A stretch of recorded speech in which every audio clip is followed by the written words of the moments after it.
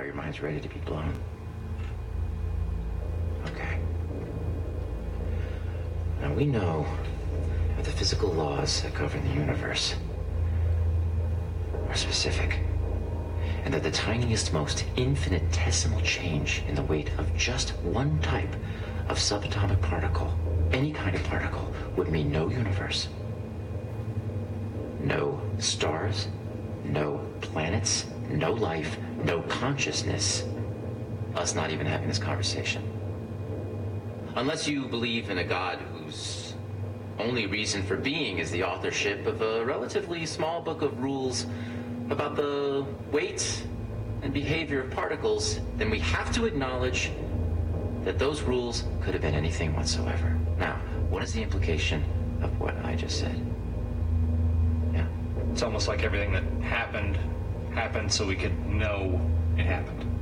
A plus. And that idea is called the anthropic principle. That everything happened just so that we could know it happened. But there's a problem with the anthropic principle. Ashley? What could be wrong with this idea?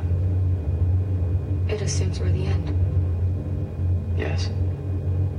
It assumes we're the reason when really we could just be amoebas or whatever simple forms of life were necessary for us to develop. We might be what's necessary for something else to develop. And I think I'd like to end it on that. Humanity may be nothing more than an intermediate step in the development of a consciousness 1 trillion times greater.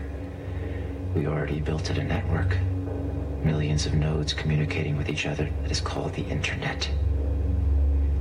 And while each node on its own is nothing more than a dumb computer, please remember that each of our individual brain cells is capable of far, far less.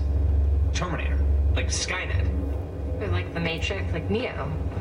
I think it's going to be a lot stranger than anything we're capable of imagining.